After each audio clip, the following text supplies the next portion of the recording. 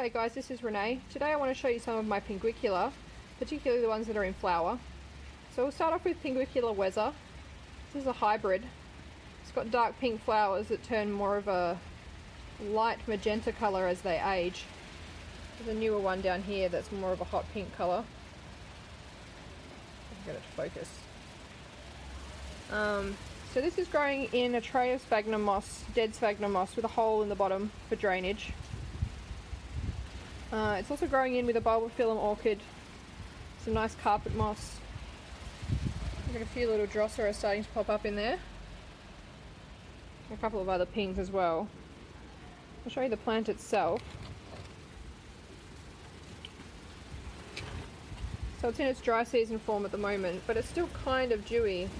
Still has that nice kind of rainbow effect when the light hits it. So it divided shortly after it started flowering this winter. It actually divided as it formed a bud, which caused this weird fused flower. That one there. So it's got two flowers and even two stems that are fused together. I thought that was pretty cool. Right, that's that one. So here's another example of Pinguiculas and orchids growing in together. This planting is a Sophronitis coccinea with some Pinguicula sethos and some Pinguicula morinensis. The medium is leca in a clay pot, but there's a layer of dead sphagnum moss on top and then a layer of live carpet moss on top of that.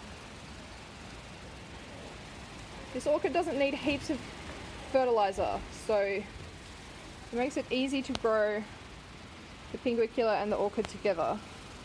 They pretty much have exactly the same requirements. Alright, this is Pinguicula sethos. This flower's a bit old, so it's looking a bit more purple than it usually does. It's actually a really hot pink when the flowers are fresh. This is the plant that I would recommend to a beginner. It's really easy to grow. I've never had a problem with one. I've never killed one. It grows in anything. Sphagnum moss. I've got it here in ceramis. I've grown it mounted on tree fern. It really doesn't care. It just loves life. Flowers a few times a year. Divides fairly frequently, but not too frequently. It's just a really good plant. There's a reason why it's so popular. Alright, so next up we have my large Pinguicula tree fern planting. So this is a cross-section tree fern slab. Just sits in a dish all the time. I top it up with water as often as I can, at least once every 3 days. It dries out fast, but the plants seem to really like it. So here in the front we have Pinguicula imaginata crossed with Weather. This plant's been flowering and dividing all winter. Pretty much every time it flowers, it then splits, so I have now tons of these tiny little plants. I have no idea whether this is healthy for the plants or not, but that's what it wants to do. It's a big sethos there in the front, and my little baby what is it? Gigantea, that's the one in front there. This is a hybrid, but I don't know what it is. It's a really cute little plant, and I'm looking forward to it flowering so that I can get an ID for it. Heaps of different kinds of moss on there as well. There's also 3 different species of ferns. They all popped up on their own and they're hard to keep under control. So this soft one here is a marginal shield fern. It's not an Australian fern. This one I think is an Australian tree fern. I'm pretty sure it's just the species that the mount is, and it's reanimating.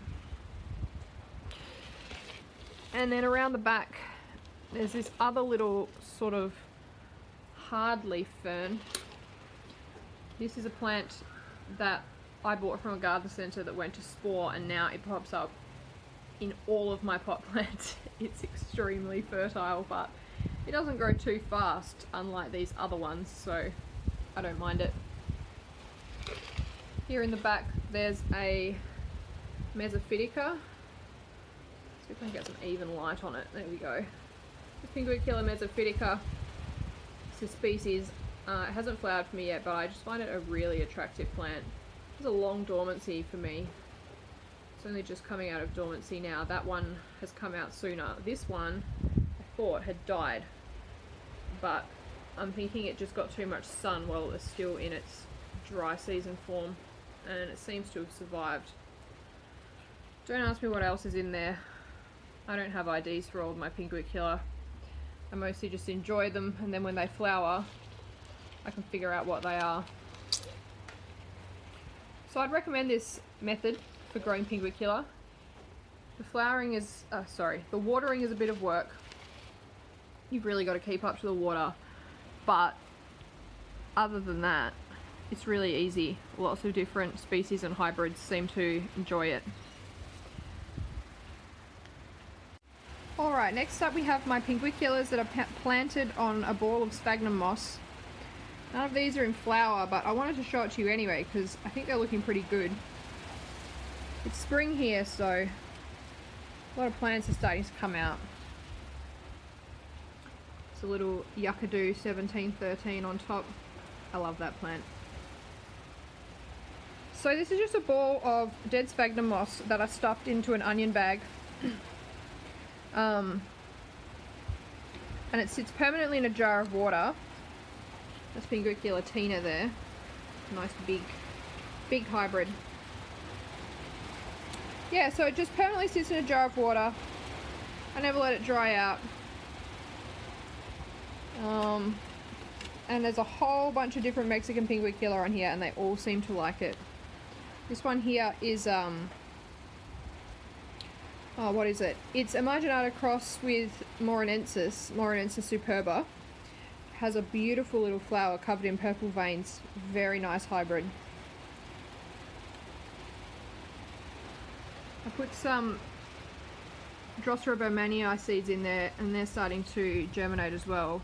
Last time they didn't survive last year, but hopefully this year I'll get a few little Drosera on there looking good.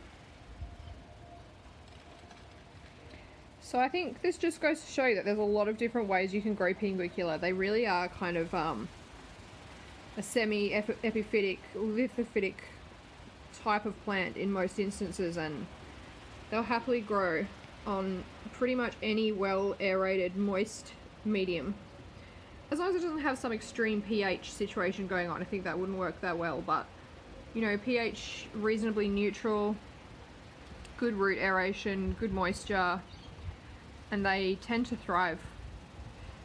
Okay, I'm just going to show you a couple more Pinguiculas. So this is another Mesophytica. It's just starting to come out of dormancy, which I think is pretty cute. You can see the bigger leaves starting to sprout from the middle as it goes into its wet season form. And this one I wish would wake up.